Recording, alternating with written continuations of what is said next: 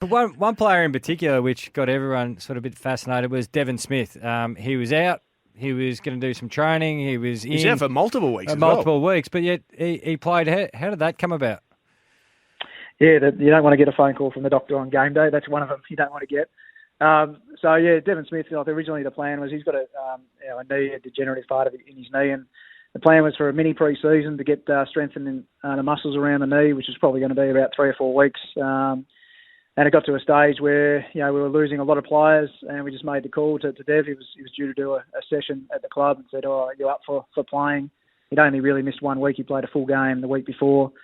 And he felt confident to do that. The medical staff cleared him to go, and it was really courageous by Dev to put his hand up. And he, not only did we want him to put his hand up, we wanted to make sure he could perform, and he performed very strongly for us and played a big role in applying pressure, particularly down the forward line. So do you go back to the original plan, or does he stay in?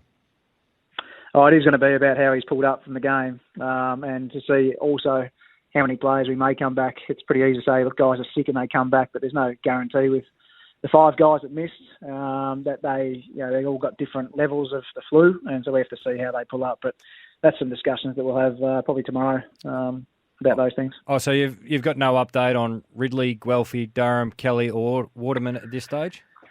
Well, a few of them came to the club today and just really had a light run around, but and a few stayed away. I think with COVID protocols, anyone who's got any sort of symptom at all stays away from the club. So there's that group, and there's a few more that have just stayed away today. Today was really a review day. Tomorrow's the first time we'll start ticking the legs over, so we'll know a bit more tomorrow. Your VFL got some footy, and a player that we all love to see out there is Anthony McDonald-Tipungwuti. How's he going in his comeback to AFL level?